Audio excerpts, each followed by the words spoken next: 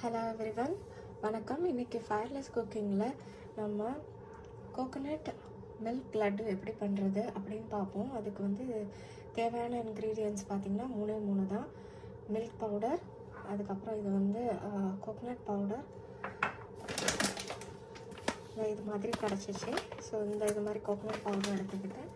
அதுக்கப்புறம் வந்து condensed milk. இது நீங்கள் வந்து அன்ஸ்வீட் கண்டென்ஸ்டு மில்க் யூஸ் பண்ணிங்கன்னா சுகர் ஆட் பண்ணும். நான் sweet and condensed milk use பண்ணுறதுனால சுகர் எனக்கு தேவையில்லை. ஸோ இதை வந்து பார்த்திங்கன்னா ஃபஸ்ட்டு கோகோனட் பவுடர் ஆட் பண்ணிக்கிறேன். நெக்ஸ்ட்டு வந்து மில்க் பவுடர் இதை ஆட் பண்ணிவிட்டு ஸோ நமக்கு தேவையான கன்சிஸ்டன்சி அளவுக்கு நம்ம கண்டென்ஸ்டு மில்க் போட்டு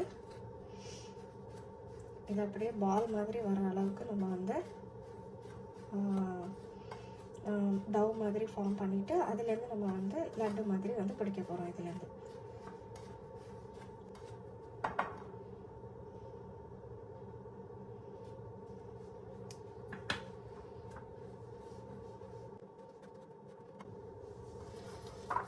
இதை நீங்கள் கொஞ்சம் கொஞ்சமாக ஊற்றி தான் பிசையணும்.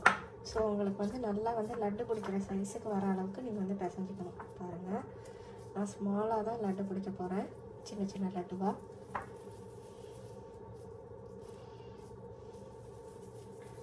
பாருங்கள், இந்த லட்டு கன்சிஸ்டன்சிக்கு வந்துருச்சு. ஸோ நான் இதை என்ன பண்ணுறேன்னா இந்த மாதிரி சின்ன பேப்பர் கப்ஸ் எடுத்துகிட்டு நான் அதில் வந்து வைக்க போகிறேன்.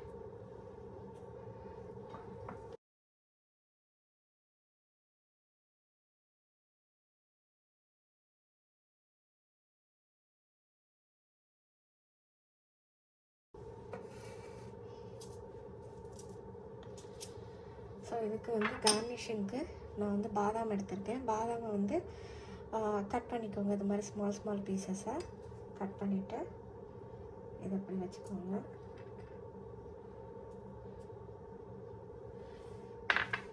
இதே இன்னொரு லட்டுக்கு வந்து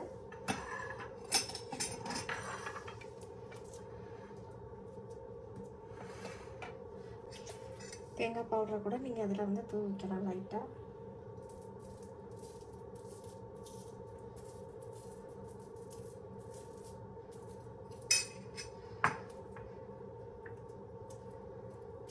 தேங்காய் பவுடரை தூவி கூட அது மேலே நீங்கள் கார்னிஷ் பண்ணலாம்.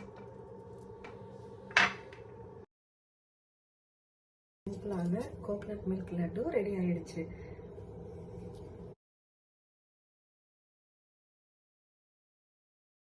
இந்த கோகோனட் மில்கில் பண்ண டவ்வை வச்சு ஒரு டெசர்ட் மாதிரி ஐட்டமும் செய்ய போகிறேன்.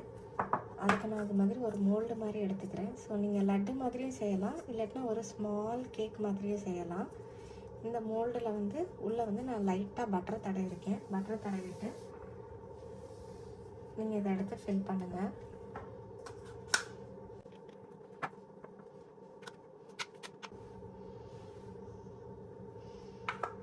இப்போ பார்த்தீங்கன்னா இது ஒரு ஸ்மால் கேக் மாதிரி நான் அதை டிசைன் பண்ண போகிறேன், இந்த டெசர்ட்டை. ஸோ இந்த கண்டென்ஸ்டு மில்க்கு நான் என்ன பண்ணேன்னா ராஸ்பெரி ஃபுட் கலர் எடுத்துக்கிட்டு அதை வந்து நான் மிக்ஸ் பண்ணி வச்சுக்கிட்டேன் முன்னாடியே. ஸோ அதை வச்சு நான் இதை டெக்கரேட் பண்ண போகிறேன்.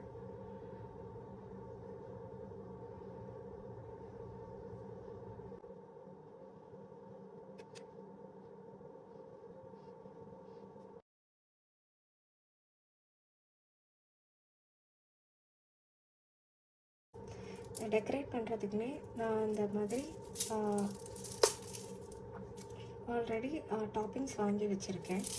நான் அந்த டாப்பிங்ஸ் வச்சு டெக்கரேட் பண்ண போகிறேன். கோகோனட் மில்க் டெசர்ட் ரெடி ஆகிடுச்சு. இதில் கண்டென்ஸ்டு மில்க் யூஸ் பண்ணனால இது வந்து ஒரு டிஃப்ரெண்ட் டேஸ்ட்டாக இருக்கும். ட்ரை பண்ணி பாருங்கள்.